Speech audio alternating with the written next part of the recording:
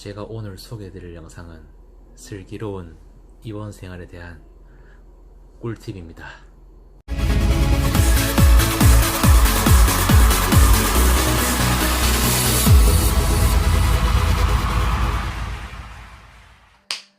안녕하십니까. 렌즈TV의 꽝입니다.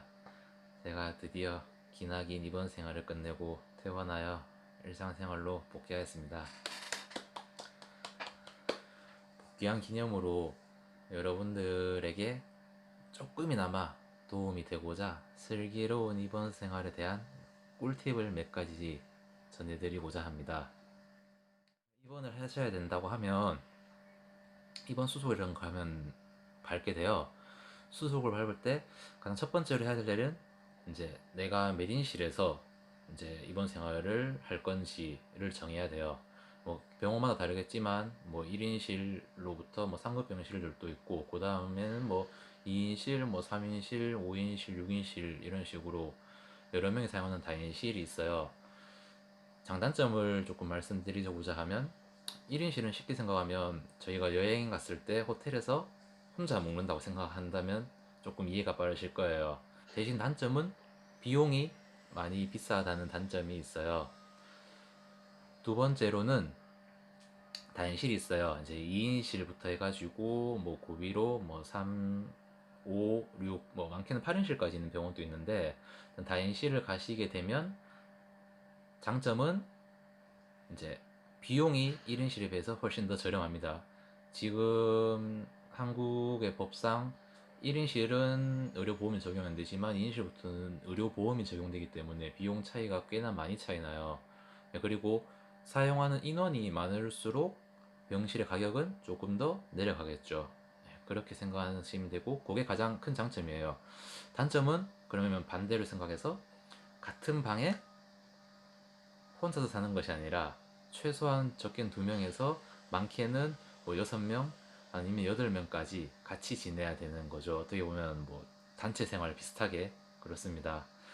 그러면 내가 마음대로 하고 싶어도 이제 주변에 여러 환자분들이 계시기 때문에 마음대로 좀 움직이기도 힘들고, 좀 시끄럽게 하는 것도 당연히 안 되고, 뭐 취침도 좀 깊게 못할 수도 있고, 이러한 단점들이 있어요. 그렇기 때문에 꼭 남은 병실들을 잘 체크를 하셔서 입원 수속하실 때 조금 꼼꼼하게 확인을 하시면 도움이 많이 될 것 같고, 그리고 여기서 한 가지 더 팁을 드리자면, 요즘은 이제 일반 병동이 있고 간병 간호 통합 서비스가 되는 병동, 이렇게 두 개가 나눠져 있어요. 두 개 차이가 뭐냐 하면, 일반 병동은 이제 말 그대로 뭐 간병 간호 서비스가 없는 병동, 저 혼자 있고 보호자들의 상주할 수 있어요. 대신에 뭐 비용은 조금 더 저렴한 편이고, 간병 간호 서비스가 되는 병실이면 이제 병원 소속으로 상주하시는 이제 그 간병인 분들이 계세요.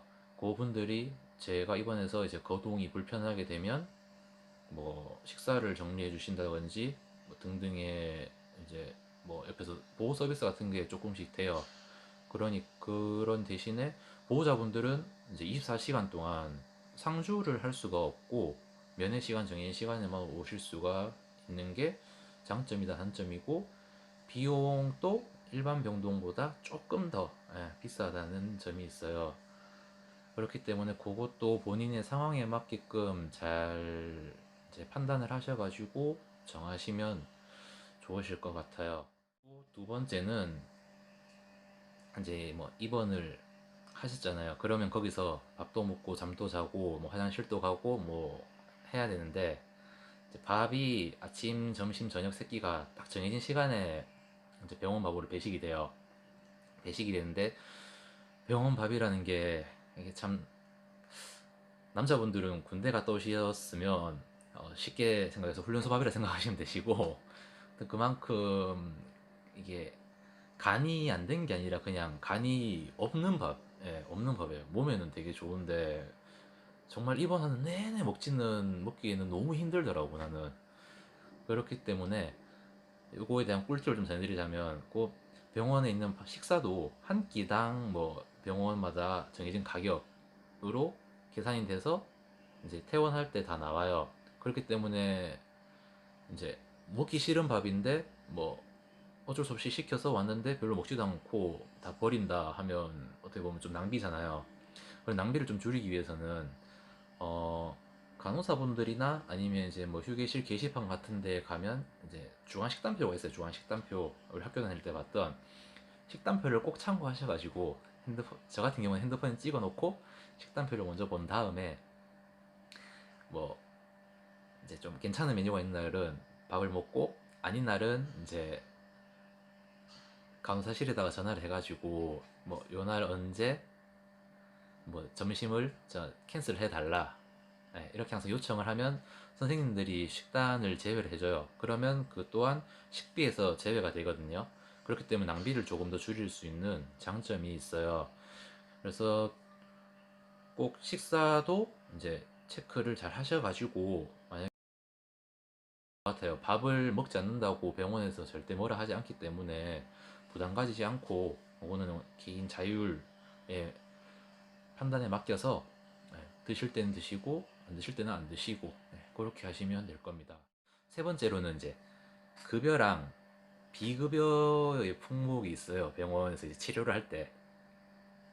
거기에 대해서 조금 말씀을 드리려고 하는데 이제 쉽게 생각하면 이 급여 항목이라는 거는 말 그대로 이제 국가에서 어느 정도 비용을 부담을 해주는 항목들이에요.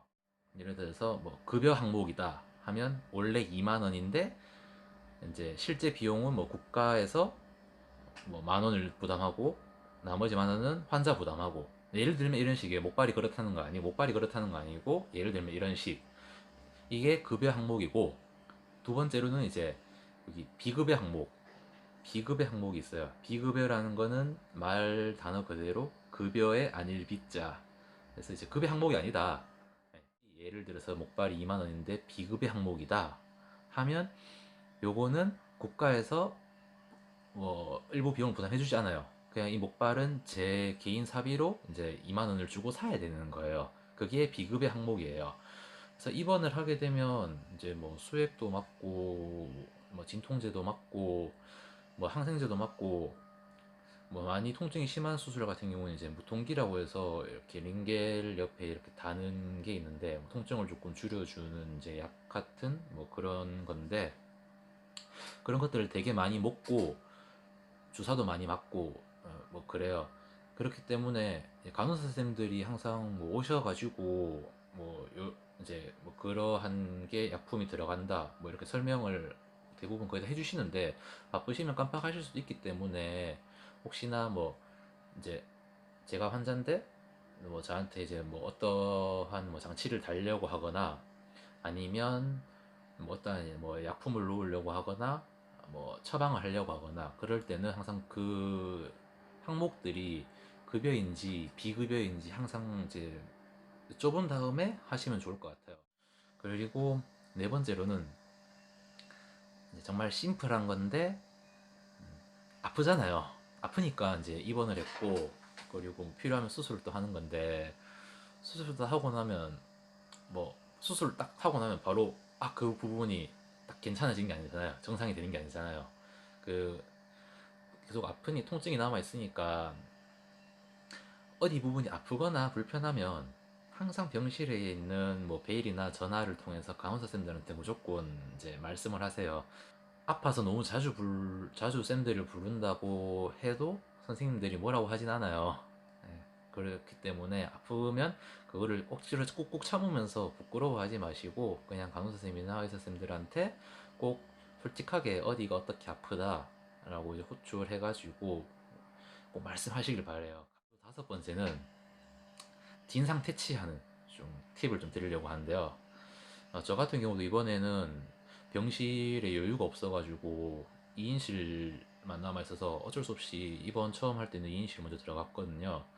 들어가 있는데 옆에 분 때문에 제가 정말 수술 전날부터 수술한 날하고부터 한 4일, 5일 정도? 그러니까 제가 1인실 이 자리 나서 옮기기 전까지 정말 옆에 분 때문에 잠을 거의 못 잤어요, 제가. 진짜 밤새도록 시끄럽고 2인실인데 본인만 생활하고 하는 것처럼 소리 지르고 간호사 쌤들한테 소리 지르고 막 보호자분들한테 소리 지르고 그래가지고 진짜 잠을 거의 못 잤거든요. 못 자서 뭐 거의 입맛도 없었고 되게 좀 고생을 했어요.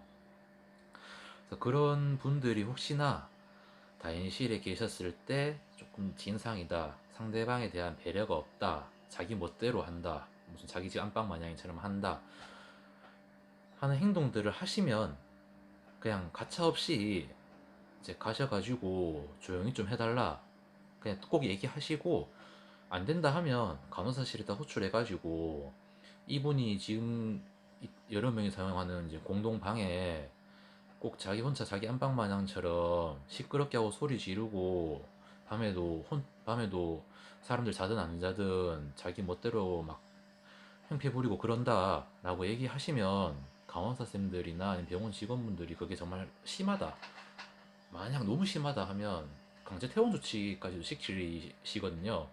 그렇기 때문에 그런 것들이 있다면 절대 참으시지 마세요. 왜냐하면,